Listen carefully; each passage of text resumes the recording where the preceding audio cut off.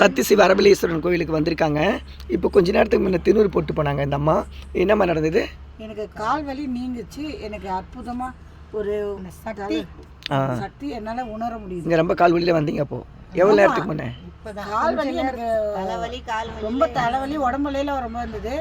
தலைவலி தான் கொஞ்சம் இதுவாக இருக்குது. ஆனால் உடம்புலாம் பரவாயில்ல.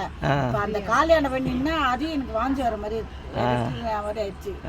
கால் வலி சுத்தமாக இல்லை எனக்கு. சரி, இங்கே பாருங்கள், இந்த சக்தி சிவ அரபலீஸ்வரர் ஆலயத்தில் இவ்வளோ பிரச்சனைகள் சரியாக இருக்குது. இதை விட பெரிய நோய்களெல்லாம் சரி பண்ணியிருக்கான் அந்த சிவன். இது உயிர் காக்கும் சிவன், உங்களுக்குள்ளே இருக்கிற சிவன். இது இந்த சிவனை வேண்டலாம். இது கண்ணாடி சிவன். நீங்கள் என்ன நினச்சி வாங்குறீங்களோ அது உங்களுக்கு கிடைக்கும்.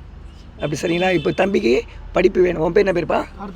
கார்த்திகேயனுக்கு படிப்பு வரும், ஞானம் வரும். பேர் என்ன பேர் சாமி? கார்த்திகை செல்வி. கார்த்திகை பெண்ணு முருகனுடைய குடும்பத்தில் சேர்ந்தவங்கெல்லாம் இவங்களுக்கு நல்லது நடக்கும். சிவார்ப்பணம். காலையில் 3 மணிக்கு நான் பூஜை போடுறேன். அந்த பூஜையில் உங்கள் பேரெல்லாம் சொல்லி வைக்கிறேன். சரிங்களா? பல்லுவலி இப்போதைக்கு எனக்கு சரியாயிடணும் சாமி. பல்லுவலிங்களா? சரிங்க, பல்லுவலி சரியாகிறதுக்கு ஐயன் முருகனுடைய பல் எடுத்து கொடுக்குறேன். சிவர்